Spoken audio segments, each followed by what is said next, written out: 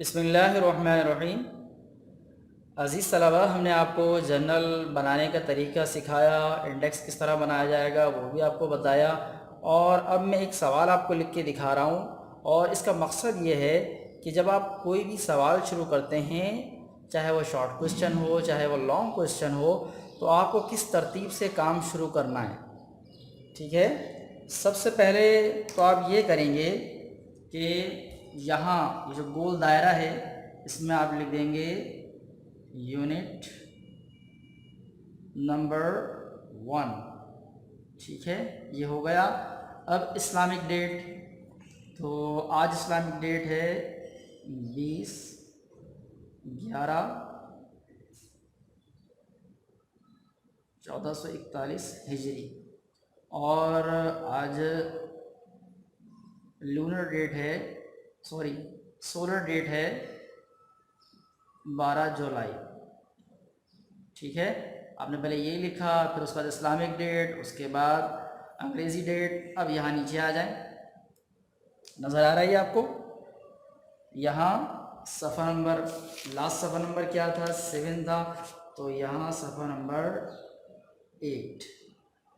ठीक है, जब भी काम शुरू करें तो सवालात उतारने से पहले या सवाल लिखने से पहले आप इन चीज़ों को पहले फिल करें, उसके बाद सवाल शुरू किया जाएगा।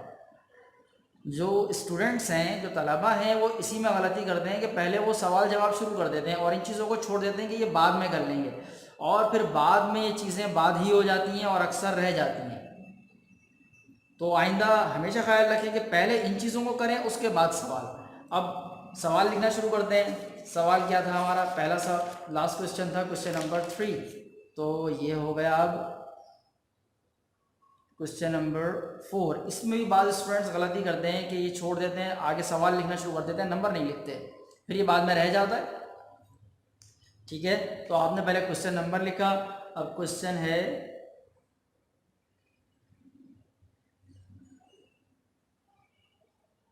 डिफाइन स्केलेटन, और उसके साथ साथ व्हाट आर द different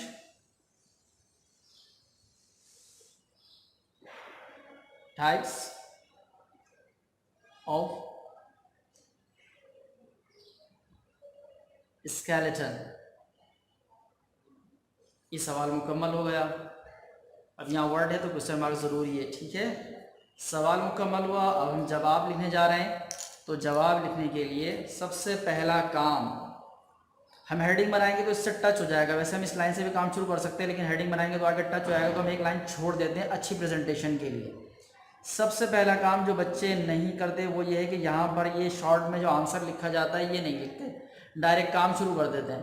तो पहले ये लिखें, अब उसके बाद क्या करना है, उसके बाद हेडिंग।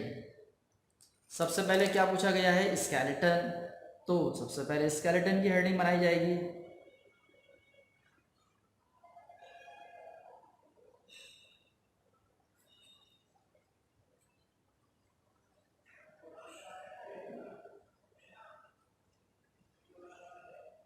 ये स्केलेटन की हेडिंग हो गई। हेडिंग बना के फ़ौरन इसको जो अंडरलाइन करने का काम है वो कर दिया जाए। इसके नीचे आपको डिफरेंट, जिस कलर से आपने हेडिंग बनाई है उसके अलावा जो दूसरा कलर है उससे इसके नीचे एक अदद लाइन लगा दें तो ये और खुशनुमा हो जाती है। ये लाइन आ गई। अब ये दिखाने का मकसद, ये मैंने जो शुरू करके आपको दिखाया है उसका मकसद ही ये था कि आप काम की तरतीब को समझें। जो चीज़ें आप नज़रअंदाज कर देते हैं ना शुरू में, असल में वो चीज़ें नज़रअंदाज नहीं करना चाहिए, बाद में वो चीज़ें पर रह जाती हैं। आप फ्लो में काम करते हुए आगे बढ़ जाते हैं, अगले सफ़े पे चले जाते हैं, ये चीज़ें रह गई। तो पहले इन चीज़ों को देखना होता है। यहाँ आपने 1 लिखा है, डेट है, ये है, और उसके बाद यहाँ आंसर लिखा है, हेडिंग बनाई है, तो उसके नीचे फौरी तौर पर लाइन लगा दी जाए ताकि बाद में वो रह ना जाए। ठीक है, तो ये हो गया। अब हम इसका आंसर लिखना शुरू करते हैं। इसका आंसर लिख देते हैं कि फ़ौरन तो वैसे मेरा मकसद तो यहाँ आपको सिर्फ यही दिखाना था कि आप काम की तरतीब को समझें।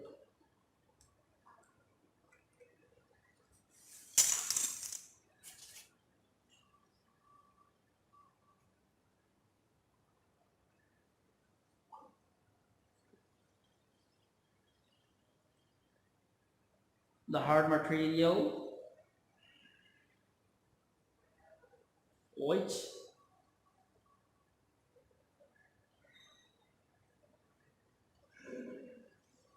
supports and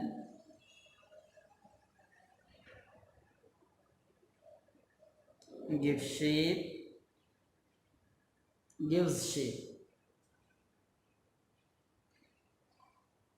to the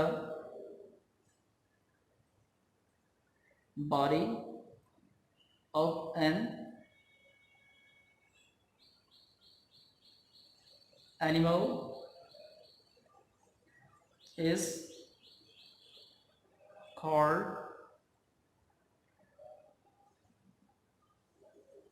skeleton। और जब भी आप डेफिनेशन लिखेंगे तो inverted commas.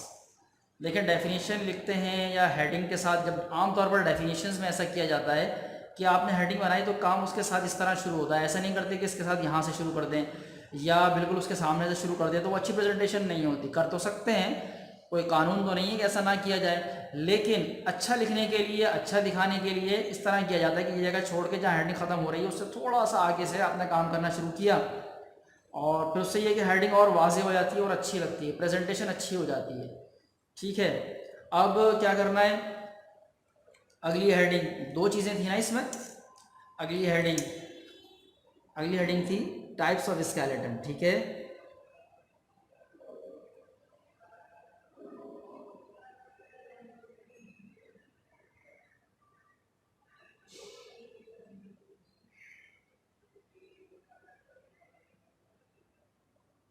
Types of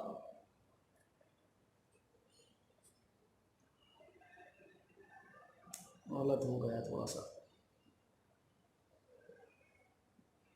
skeleton.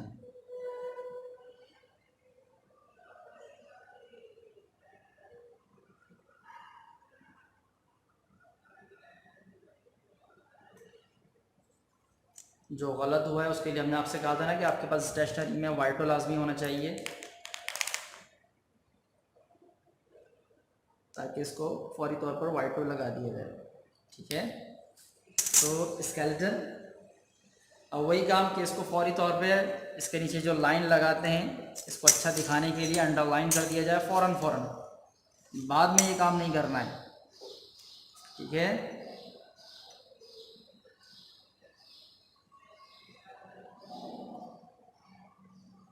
ये लाइन आ गई। अब ये दो तो इसकी मेन हेडिंग्स हैं। ठीक है, हमने एक स्मॉल में बनाई है, कैपिटल में, आपको जो अच्छा लगे दोनों आप बना सकते हैं। तो ये तो इसकी एक मेन हेडिंग, दोनों मेन हेडिंग हो गई। अब इसमें सब टाइप्स है ना, हमने आपको कितने टाइप ऑफ स्केलेटन पढ़ाए थे, 3 टाइप्स पढ़ाई थी ना। नंबर 1 कौन सा था?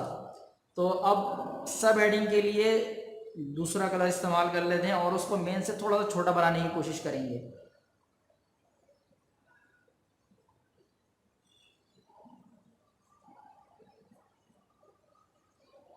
हाइड्रोस्टैटिक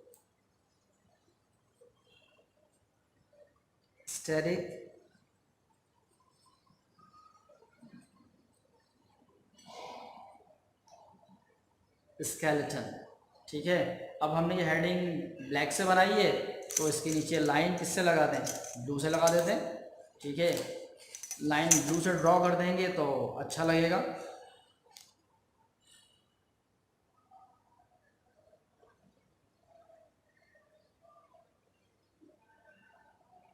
इस तरह देखिए, अगर दरमियान में कोई वर्ड आ रहा हो ना तो आपको लाइन वहाँ से छोड़ देना चाहिए ताकि वो नंबर जो है वो बाइसेक्ट ना हो, कटे नहीं। ठीक है, इस तरह छोड़ के आप आगे बढ़ जाएं लाइन में। तो ये वीडियो बनाने का मकसद था। अब आगे और इसके बारे में सारी चीज़ें आएंगी कि हाइड्रोस्टैटिक स्केलेटन की डेफिनेशन आएगी, किन में पाया जाता है, ये बताया जाएगा। तो पूरा एक आगे तवील सवाल है, लेकिन यहाँ आपको दिखाने का मकसद था काम की तरतीब और कोई सवाल जिसके अंदर मेन हेडिंग्स हों और सब हेडिंग हो तो किस तरतीब से काम करना है।